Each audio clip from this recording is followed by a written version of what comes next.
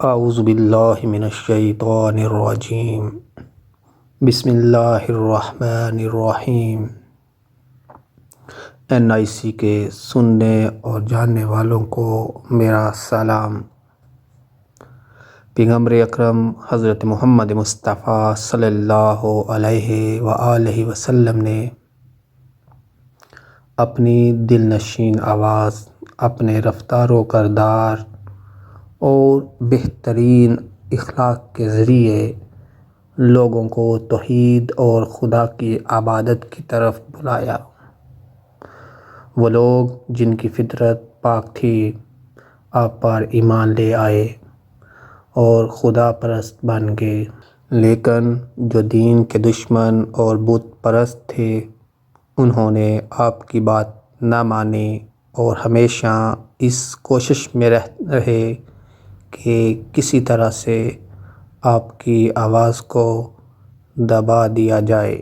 وہ ہمیشہ پیغمبر خدا صلی اللہ علیہ وآلہ وسلم کی باتیں جھٹلاتے اور مسلمان اور دیندار لوگوں کے حوصلے اور جذبے کو پست کرنے کی فکر میں لگے رہتے۔ ہر جگہ یہی کہتے تھے کہ وہ خدا کا رسول نہیں ہے، وہ غیب کی باتوں کو نہیں جانتا، کیونکہ اگر جانتا تو ضرور بیان کرتا۔ مشرکین اور بت پرستوں نے ایک گروہ کو نجران بھیجا تاکہ وہاں جا کر یہودی علماء سے کچھ سوالات معلوم کریں اور اس کا جواب رسول خدا صلی اللہ علیہ وآلہ وسلم سے جا کر پوچھیں تاکہ وہ ان کا جواب نہ دے سکیں۔ وہ لوگ سوال پوچھ کر مکے واپس آئے اور حضرت محمد مصطفیٰ صلی اللہ علیہ وآلہ وسلم کے جناب چچا ابو طالب سے ملے اور کہا تمہارے بھتیجے کا کہنا ہے کہ خدا کی طرف سے اس پر وحی نازل ہوتی ہے، ہم کچھ سوالات لے کر آئے ہیں، اگر اس نے صحیح جواب دے دیا تو ہم بھی اس کی تائید کریں گے اور اگر جواب نہ دے سکا تو پہلے کی طرح اس کو جھٹلائیں گے۔ آپ کے چاچا جناب ابو طالب نے فرمایا رسول خدا حضرت مصطفیٰ صلی اللہ علیہ وآلہ وسلم سے جو کچھ پوچھنا ہے پوچھ لو۔ انہوں نے رسول خدا سے 3 سوال کیے جن میں سے ایک کا ذکر ہم پیش کریں گے۔ ان کا سوال یہ تھا کہ وہ جوان جنہوں نے ظالم بادشاہ سے ڈر کر ایک غار میں پناہ لی تھی ان کی داستان کیا ہے وہ ہمیں بیان کریں۔ خدا نے اسی وقت سورہ کہف کو نازل کیا جو ان کے سوال کا جواب تھا۔ داستان کچھ یوں تھی۔ دقیانوس نے اپنے ظلم و ستم اور فوجی طاقت کے بل بوتے پر بہت بڑی سلطنت قائم کی ہوئی تھی۔ یہ بہت ظالم بادشاہ تھا اور پھر اپنے لیے بہت ہی عالیشان محل بنوایا۔ غرور تکبر کے ساتھ تخت پر بیٹھا، اپنے لیے کچھ وزیر اور کچھ محافظ منتخب کیے اور پھر حکومت کرنے لگا۔ کچھ عرصے بعد خدائی کا دعویٰ کرنے لگا اور اپنے دربار والوں اور دوسرے تمام لوگوں سے کہا کہ صرف میری اطاعت اور میری عبادت کرو اور جو بھی میرے حکم کی مخالفت کرے گا اس کو سخت سزا دوں گا۔ اسی طرح کچھ سال گزر گئے۔ ایک دن جب وہ غرور اور تکبر میں مست اپنے تخت پر بیٹھا ہوا تھا، ایک آدمی تیزی سے دوڑتا ہوا آیا اور بادشاہ کو خبر دی۔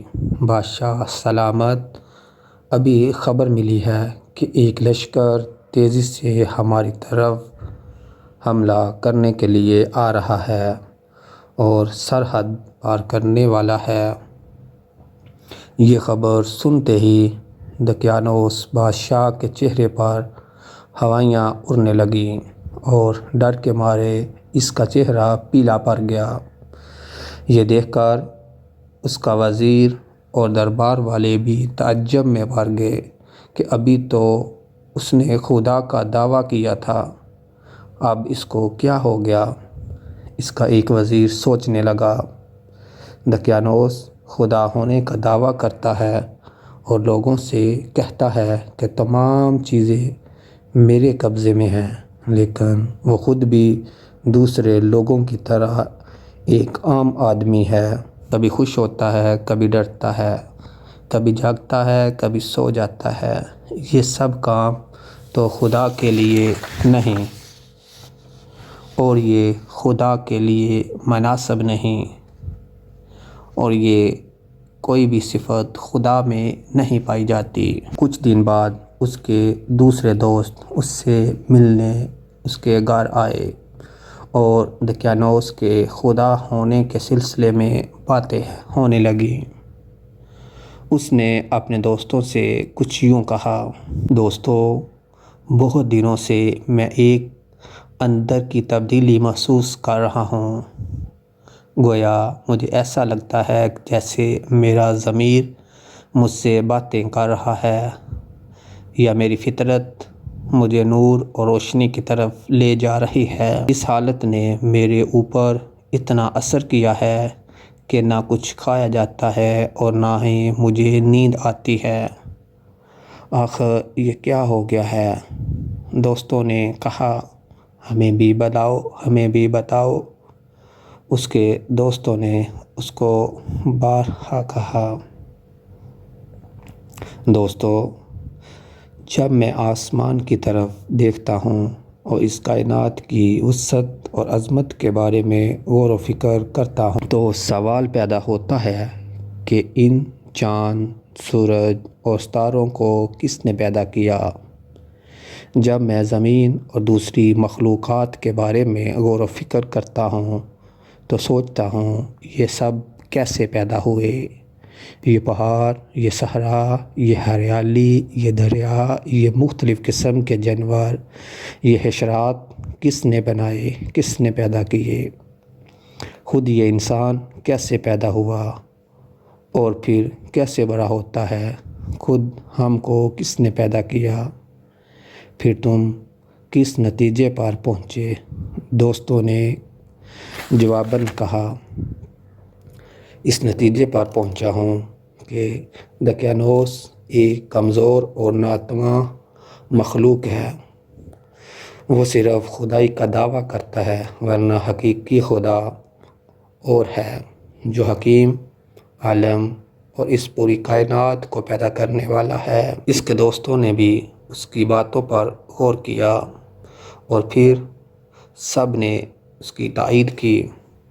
تب انہوں نے طے کیا کہ دقیانوس کے شر سے بچنے کے لیے ہمیں اس شہر سے نکلنا ہوگا، اور آخرکار پورے ارادے کے ساتھ شہر سے باہر نکلے اور ایک بیابان کی طرف چل دیے۔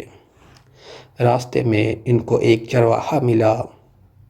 انہوں نے کچھ دیر اس کے پاس آرام کیا اور اس سے باتیں کرنے لگے۔ پھر جب وہ چلنے لگے تو وہ بھی ان کے ساتھ ہو لیا اور اس کا کتا بھی آ گیا۔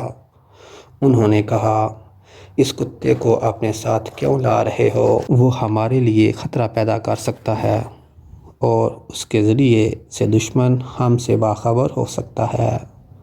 انہوں نے بہت کوشش کی کہ کسی طرح کتے کو بھگائیں، لیکن کامیاب نہ ہو سکے۔ پھر چرواہے نے کہا، اسے آنے دو، ہو سکتا ہے یہ ہماری حفاظت کرے۔ یہ میری بات بہت مانتا ہے، میں اسے خاموش کر سکتا ہوں۔ صحراؤں اور پہاڑوں سے گزرتے ہوئے وہ ایک غار میں پہنچے اور سوچا اس میں ذرا چل کر آرام کیا جائے۔ سب لوگ آرام کرنے کے لیے لیٹ گئے۔ تھکاوٹ کی وجہ سے انہیں فوراً نیند آ گئی اور کتا بھی غار کے کنارے سو گیا۔ یہ غار اتنا بڑا تھا اور اس کا دروازہ اس طرح کا تھا کہ جب سورج طلوع ہوتا تو اس کی کرنیں سیدھی اس غار میں آتیں اور جب غروب ہوتا تب بھی ایک بار اس میں چمکتا۔ یہ با ایمان لوگ اور صالح جوان سالوں تک اسی طرح سوتے رہے۔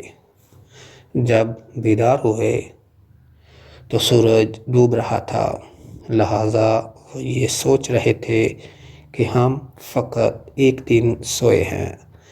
پھر ایک دوسرے سے پوچھنے لگے، ہم کتنا سوئے؟ صرف ایک دن، بلکہ اس سے بھی کم۔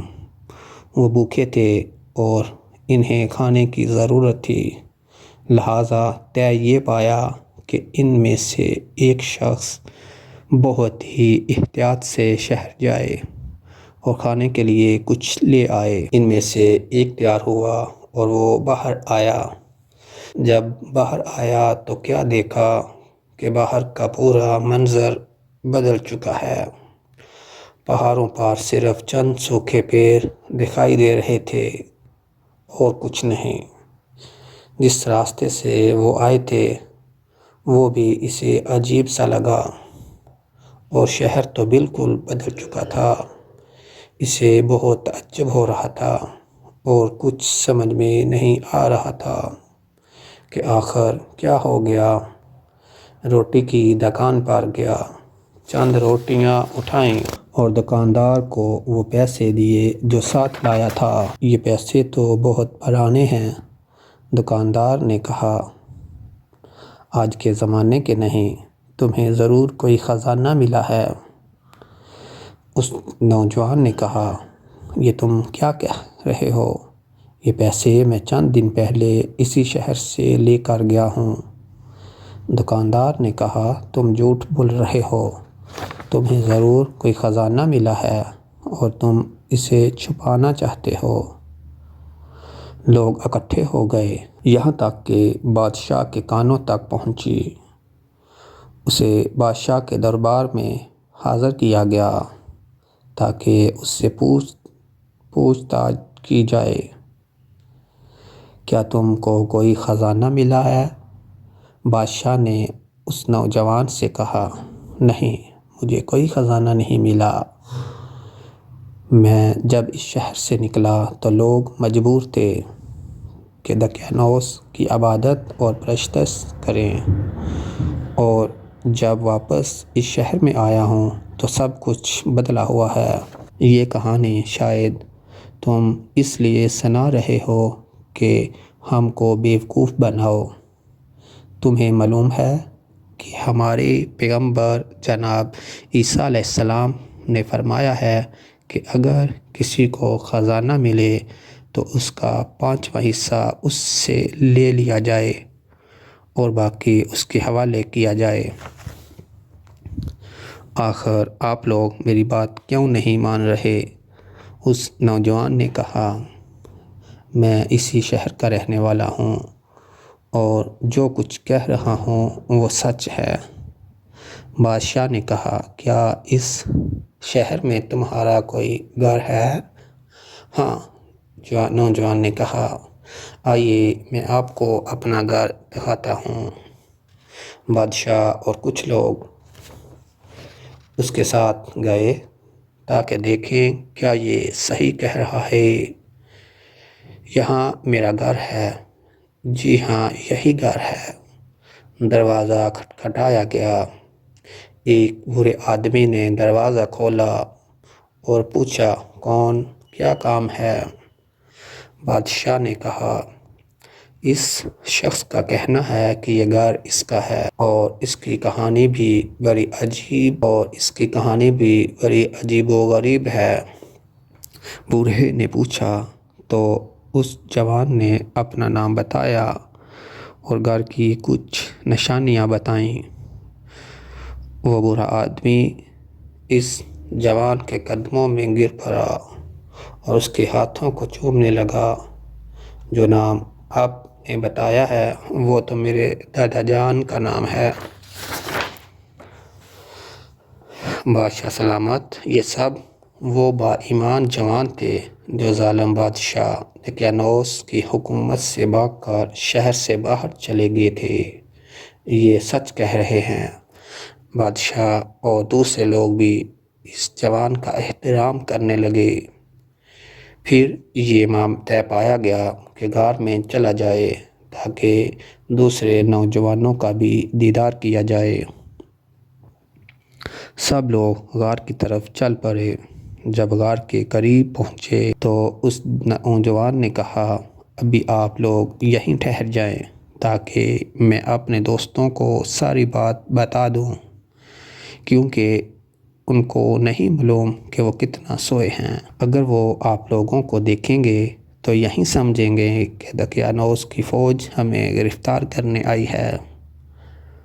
وہ دوستوں کے پاس آیا اور کہا، دوستو، کیا آپ جانتے ہیں کہ ہم کتنا سوئے ہیں؟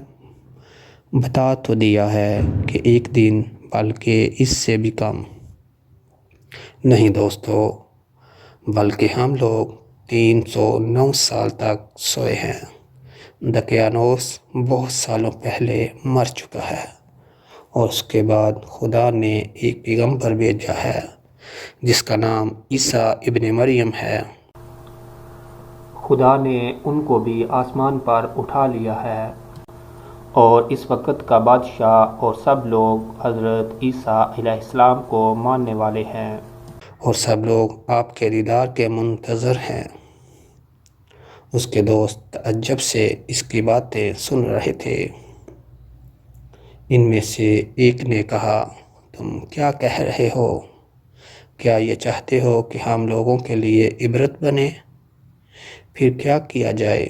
آؤ سب خدا سے دعا کرتے ہیں کہ دوبارہ ہم کو اسی طرح اپنی بارگاہ میں بلا لے۔ خدا نے ان کی دعا قبول کر لی اور پھر سے ہمیشہ کے لیے سو گئے۔ جب بہت دیر ہو گئی اور وہ باہر نہ نکلے تو بادشاہ اور اس کے سپاہی غار کے اندر آئے۔ دیکھا کہ سب کے سب اس دنیا سے جا چکے ہیں۔ بادشاہ نے حکم دیا کہ اس غار کو ایک عبادت گاہ کی شکل دے دی جائے تاکہ قیامت تک کے لیے یہ یادگار رہے۔ آپ تمام دوستوں سے درخواست ہے کہ نارووال اسلامک چینل کو سبسکرائب کریں، لائک کریں اور اس ویڈیو کو دوسروں تک شیئر کریں۔